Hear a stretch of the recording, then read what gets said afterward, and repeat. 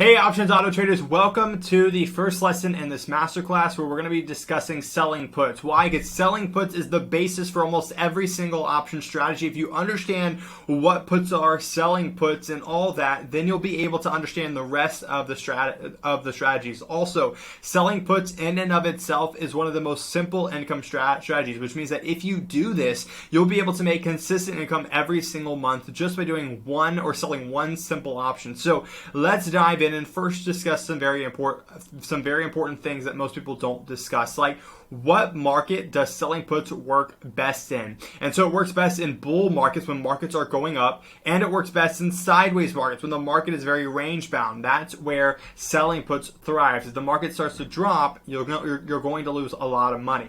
Next, who this strategy works best for. It works best for someone who wants slow, consistent profits. Guys, when you're selling options, you become the casino, you become the house, which means that you don't have any huge winners. You just have a lot of small, consistent wins, and over time, you're playing the numbers out, and they work in your favor. You're doing the same thing when you're selling options. You're the insurance company. You're collecting these small premiums, and you almost never have to pay out. And when you do, I can actually show you how to mitigate those losses in a bit. Next, it's for someone who wants passive income. If you're someone who's like, I just want a simple strategy to make some good money every single month, and I just want something that's simple, this is for you. Next, what are the cons of this strategy? The strategy will lose thousands during a pullback or a market crash. So if the market is pulling back or crashing, you got the potential of losing thousands of dollars. But if you stay tuned on this trading, I'm actually going to show you how to mitigate that so that you don't actually have that risk. And the last con is that it's slower than you think. So guys, typically when you're selling options, it's the slower game. So you will take about 2 weeks to start seeing profit and closing out a trade compared to like your quick trades where you're in and out in a day or two. Next, what are some of the account sizes and limits that we need? Well, first and foremost, you need full margin approval on your broker account. So if you're trading with tastytrade, that means you want to use the Works account, which will give you full margin approval, and you'll be able to do this. If you want to trade things like futures, you'll need $10,000 in buying power. If you want to trade things like ETFs, you'll be able to do it with about $20,000 in buying power. There's other strategies that replicate this approach, like credit spreads that require less buying power, but we'll be getting into that further in this lesson or further in this course, but we just need to set the frameworks with selling puts first. So how is the selling put strategy constructed? What does it look like?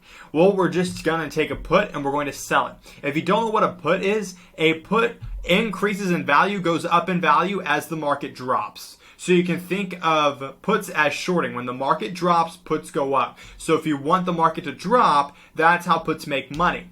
But when we're selling it, we're doing the opposite. So that means that we want the market to go up so that the put's value drops. When the put value drops, we make money. So I think I got a bit too complicated there, but don't worry, I'll simplify it here. The puts are entered far out of the money. So if we look at here, here's where the stock is currently trading. So the stock is trading here. When we sell puts, we're betting or hoping that a stock stays above a certain level. So we're going far away. We're going like this far below the stock. So I'm giving the stock this much room to move. As long as it stays above this level or can even drop this much or something like this, this is where the stock's moving, things like this, then I will make money. I make money as long as the stock stays above the level I pick. So what we do when we sell puts is we pick a or a level that's far away from the current stock price. The further away we go, the higher our win rate. So that's what we're looking at. We go far out of the money, which means far away from where the stock is. These puts are used as the base of basically every strategy. So if you sell puts, that's where your income comes from. So you're selling this down here, and in order to do it, you are getting paid money to do it, okay? The further away from the stock you go, the less money you get paid because the less likelihood of the stock reaching that point. But still, you get paid money by selling this put. So that's the base of the strategy. So moving the puts closer to the money or closer to the stock price will increase your income because you'll make more, but it'll decrease your win rate because it's more likely that the stock will drop and hit that level. Now, when we're selling options or doing options, there are some very important components like days until expiration. So delta tells us how far away from the stock we're going, and days until expiration tells us how far in the future we're going. So we tend to go for 45 to 120 days when we're selling options. So that's typically what we look at. Now here is the profit graph of selling a put. What we do here is we sell a put, so we collect a defined income amount. You can see here this green, it kind of tops out because the money that we received when we sold the put, or the premium, or the income, or the insurance money that we received when we sold this put, is the money that we get to keep. If it breaks our level, right, this level that I'm discussing where we want the stock to stay above a certain level, then we start losing. So you see here when it breaks that level, then we start losing. First, it eats into the profits we made, and then it starts going negative. So that's something you have to be aware of. Next, how do we manage this trade? So we put on this trade by going away from the stock price about 45 to 120 days out into the future, and then we sell a put. Now, how do we manage this trade? What do we do for stop loss, for take profit, and all that stuff? Well, we're going to follow Tasty Trade Mechanics. If you've never heard of Tasty Trade, they're a great platform that does a lot of research around this, and this is what they found works best, so that you can have an 80 to 90% win rate and still make good money. So, stop loss, again, they don't like to do a stop loss, but I like stop losses. Their research has shown that a 300 to 400% stop loss is the best stop loss when you're selling options. So again, this is going to be based on the initial credit received. So once you've entered the trade, you want to close out that trade for a loss if it gets to roughly a 300% loss. That means that if you received $100 to put on this trade, then once it gets to $400, which meaning that the net difference between them, 400 to 100, is a $300 difference. That's a 300% difference, and that's when you've hit your max loss and you want to close out the trade. Next, early management. Tasty Life Research recommends to manage short options like puts at 21 days, meaning that you're going to exit the trade when there's 21 days or left in the trade. So let's say we entered the trade with 45 days to go. Once 24 days have passed and we get to 21 days left in the trade, then we close that trade. It helps reduce a lot of gamma risk and vega risk and things that like that. So just by closing the trade early, we end up just collecting a profit faster and avoid some risk with that. Next is take profit. You typically manage your profits between 10 to 50%.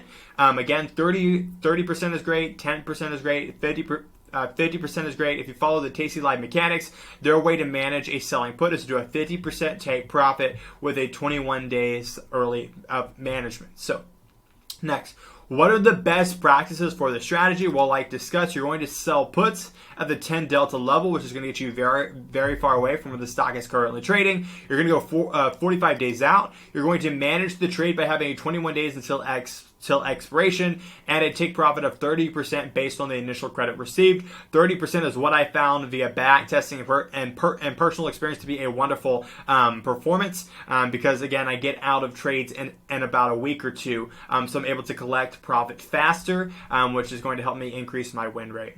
Next, how do I automate these best practices into the options auto trader? Well, if you're just looking through this document, you can do this here, but again, I'll just walk you through the process. So what we do is we're going to go into create an auto trader. We're going to connect our Tasty Trade account. We're going to create an auto trader, and I'll show you how to set this up from scratch. So we're going to sell puts. That's the strategy we're doing. We get to pick the asset we want to do it on. So we have a larger account. We can do it on SPY or SPX or a futures. If we have a smaller account, then again we'll probably want to do a different a different strategy because this takes a lot of buying power. But let's say I just want to do it on SPY. 45 days out, 10 delta. Again, this is preloaded with the best practices. You can see here the best practices of this already built in. So just like that, the 10 delta for my strike selection. Next, how many times do I want to enter? Do I want to enter once a week, 3 times a week, every day? Again, when you're selling puts, if you have the money more active, the better. You want to do small trades. You want to trade small, trade often. That's the Tasty Life type of mantra. And just like that, we can set that up. So this is once a week on Wednesday. Next, what I say is that about 30% take profit and early management of 21 days. So we're going to close the trade when there's 21 days left in the trade. I don't have a stop loss. It's just giving me a warning. I understand that. Next, buying power allocation. How much money do I want this auto trader to trade with? Well, again, for selling puts, we're going to need some decent money. So let's say $20,000 would be good to go with. Again, once we get to the next page, it'll show us how much money we'll actually be using. Now, if you want to maintain full control of your account, you can require email trade approval. Again, by default, it's disabled, so just to let the automations work. But if you want to approve a trade before it goes live, you can enable this, and we'll send you an email approval being like, hey, all the rules have been met. Do you approve this trade? Yes or no? Now, remember how I said one of the biggest issues with selling puts is that if the market pulls back or crashes hard, that you could lose thousands of dollars? Well, I built a simple mathematical prediction that shows when the market is likely to pull back or crash. And so again, it's kept me out of some amazing pullbacks and crashes like COVID, like the ones recently this year in 2024. And so it's awesome. And so if you enable this, it will close out your positions before the crash starts happening. Again, it won't get you out of all crashes, but it will get you out of most crashes.